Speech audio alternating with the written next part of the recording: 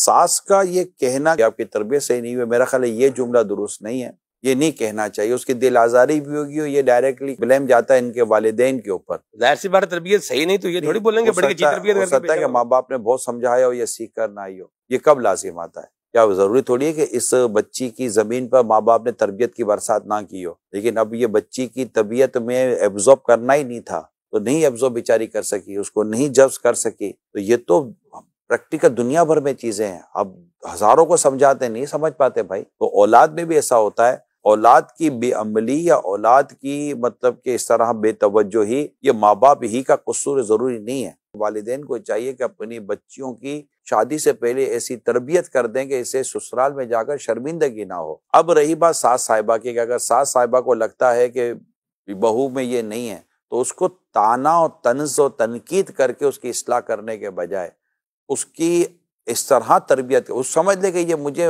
एक आई है तो ये बेचारी मतलब कि कोड़ी आई है, इतनी इसकी तरबियत नहीं हुई है, या तरबियत हुई होगी तो इसने लिया नहीं है, तो उसको प्यार और मोहब्बत से भी तो समझाया जा सकता है।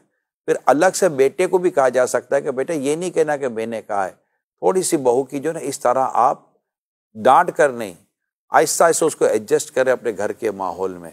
तो ये आपस में अंडरस्टैंडिंग करके एक नई आने वाली लड़की को आपके घर के माहौल में ढाला जा सकता है। हो सकता है इसका घर का माहौल, जिस घर से ये आई है वहाँ ऐसा माहौल ही ना हो जहाँ लाइटें बंद की जाती हैं, या माहौल ही ना हो जिस तरह इस तरह पकाया जाता है, हो सकता है ऐसा हो। लेकिन अब आप चाहती हैं कि ये बहू अब मेरी जो आई है हमारे घर के उन माहौल, उन उसूलों को ये एडॉप्ट कर ले जो हमारे घर के उसूल है, तो उसको तंज करके ताना करके तो फिर वो नहीं करे, वो चिढ़ जाएगी, उसको गुस्सा आ जाएगा। वो भी इंसान ही है ना, कोई मतलब कि पत्थर की तो है ही नहीं। तो इसको उमूमन हमारे यहाँ कहते हैं कि गिलास से पानी भरने से पहले उसमें सुराख कर दिया जाए तो फिर उसमें पानी कहाँ से जाएगा। तो जब आप किसी को इस तरह डांटेंगे, झाड़ेंगे, उसकी बेइज्जती करेंगे, अब उसके बाद आप बोलोगे ये मेरी नसीहत नहीं मानती या मेरी बात नहीं समझते, तो सुराख तो पहले ही आपने कर दिया था। तो ये करनी पड़ेगी तरबियत। एक बार फिर मेरी उन तमाम तर इस्लामी बहनों को जिनकी अभी शादियां नहीं हुई हैं, उनसे मैं एक बार फिर दरख्वास्त करता हूँ कि मेरी बच्चियों, घर गृहस्थी का तरीका सीख लो।